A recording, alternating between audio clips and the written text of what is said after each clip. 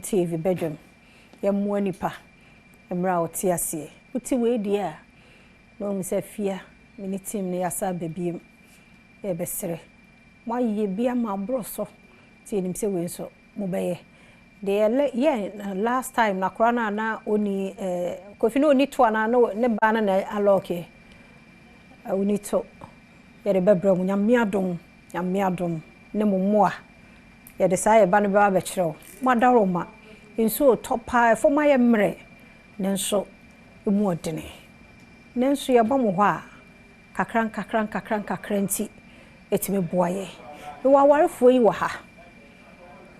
na yenua ba no ene yese wanya brain tumor enti menua ba ya wote hei oye ni bibia wani kama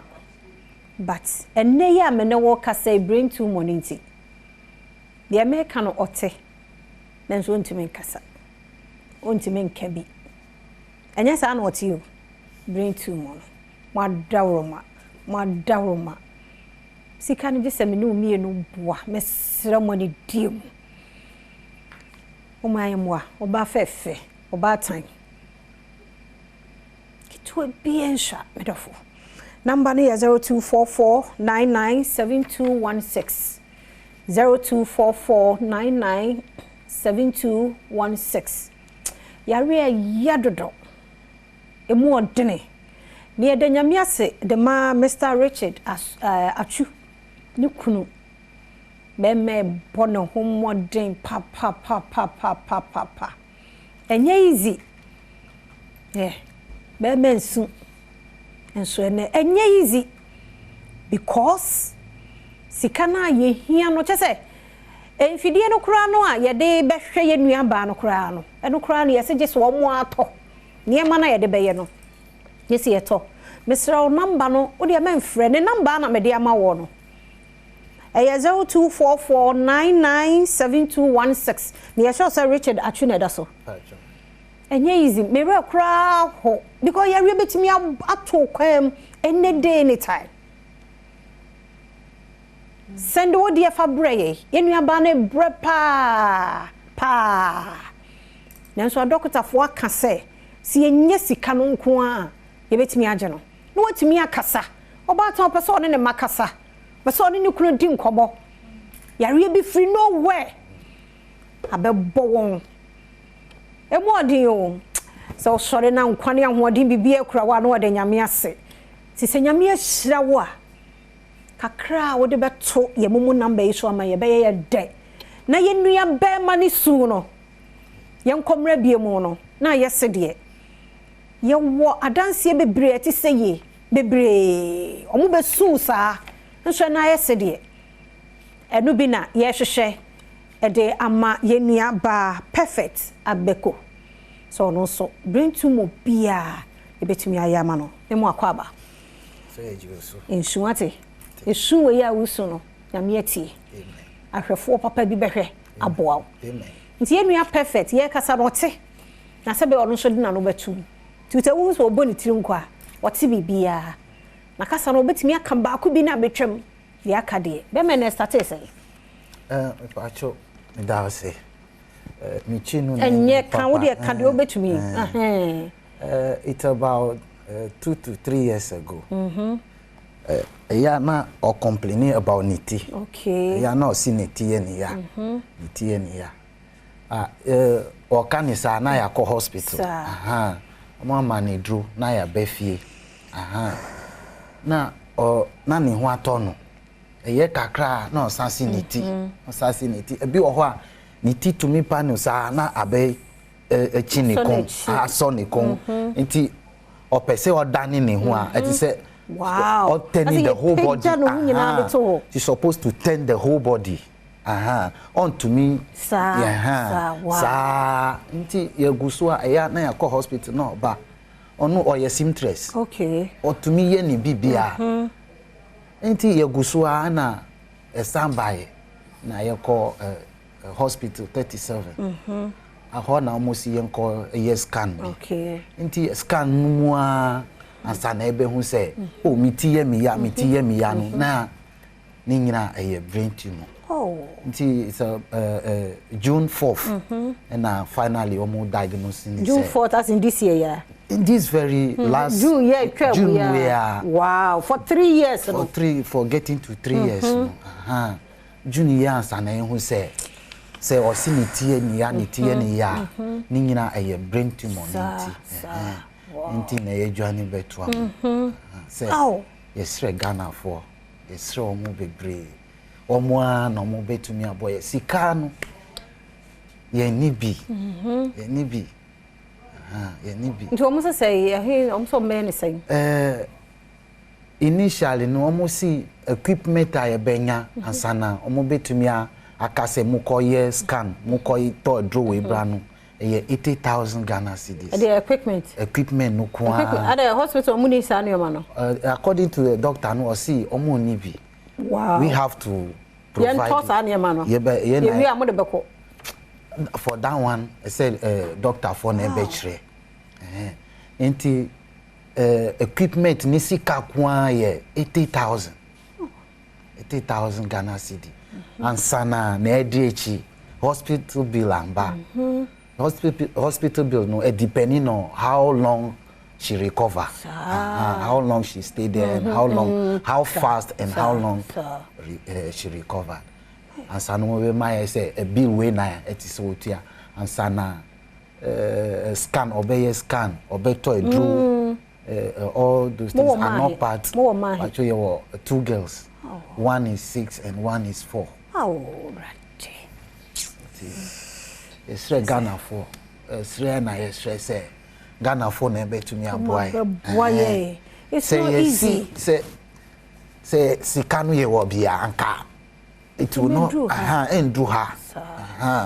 Ye ni bi ti Ghana for na ye be stress say bibia wo betumi amaye bia e beji adawase. Nti wo hwe screen so a na scan na waye no tumor no eno na ye de ato ho no. Nti even before ye be kokra no machine na ye de be scan o se ye de be ye de no nkwa this one na to as a family no 80,000 eno na ye hia ni sisi ye mpo ansa na ye wie kura no a o kwa admission ama ya ye ne wo se ye medofo 80,000 wo Ghana enne family ni and a surgery na ye beye no nko ano eno so ye 22,000 mesramora medofo number no ye 0244997216 0244997216 medofo mesramora moma ye mano sikano ya ko hospital ho ye CH na nke ne doctor no cry be kasa Neja doctors emergency asafre no ba week no kono ye besa to so na omo ade amaha emaha bia because be ma be pagya no de na bakra nye easy nti o so ma bie mu a de ye boy ye besa si akire na fe ye ne mpanifo no akasa na sectorial debate yukra na nso ni ahwe de aban no nso be yetimi de aboa wona ekwa hohiahia mu etiseye sesi ai mumwaye ni nya 80 Ghana cedis 80,000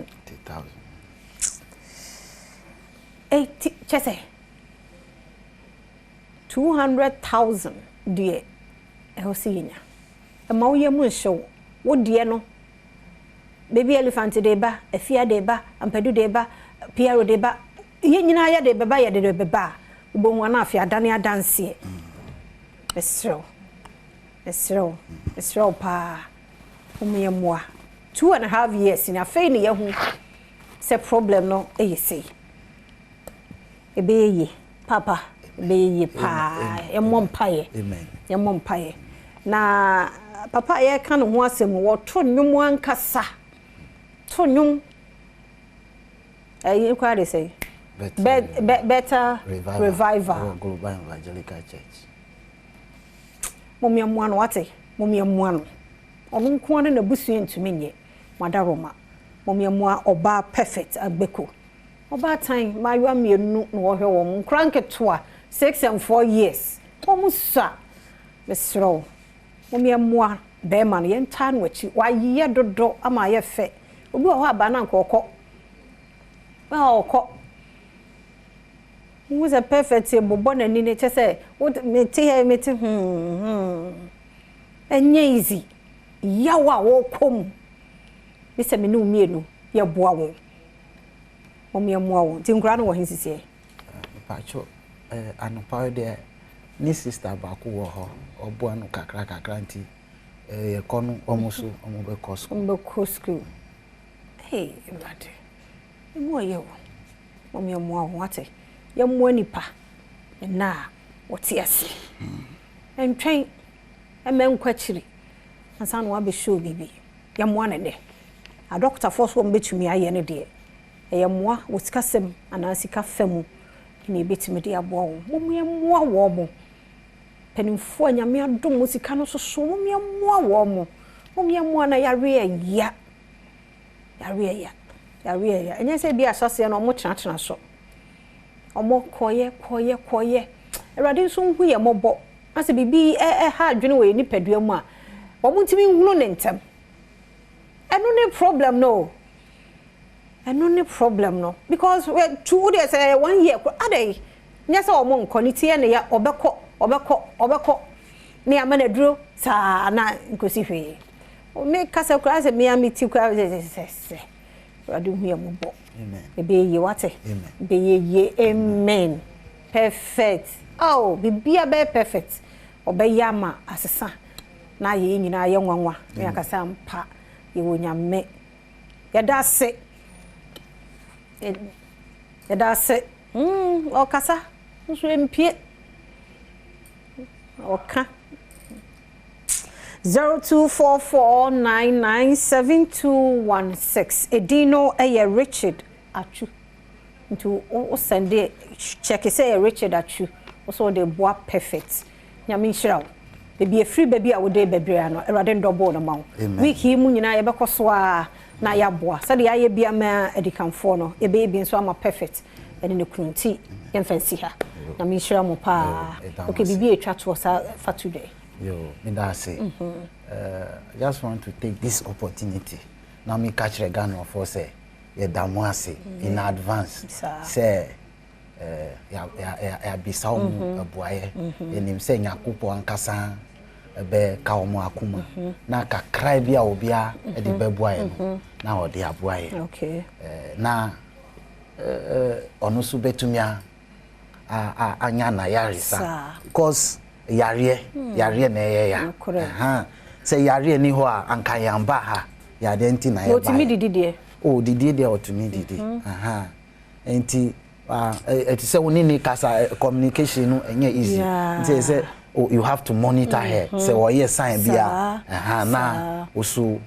want to me kasa enti kasa no etiko da besa initially ankasa say o si ni tie ni yasa na bi wo ho na kasa no ba after omo diagnosis no sana doctor no ka say that's symptoms of inti kasa no emba sana metumi akache no kasa no inti ye daga na fo asa na fo ye da mo ase se mo ahase edeba edino Richard Atsu 0244997216 Yamishra Mopa, Yerquay, Shannon so Franco Trading Enterprise, phones, Papa, Efi, anyhow, to open Nokia, Samsung, iPhones, smart TVs, tabletop fridges, ne Franco air conditioning, noa, Yanko Franco Trading Enterprise, CCTV, cameras, and also, it be a Hokojo DSCA in a fair Franco was 0246 423838. 422338 0246 422338 and 0555939311 then a Franco Trading Enterprise and Casamidi Afia Amankwa Tamaklo Kwasinsia Krado Hasemidika Etwaso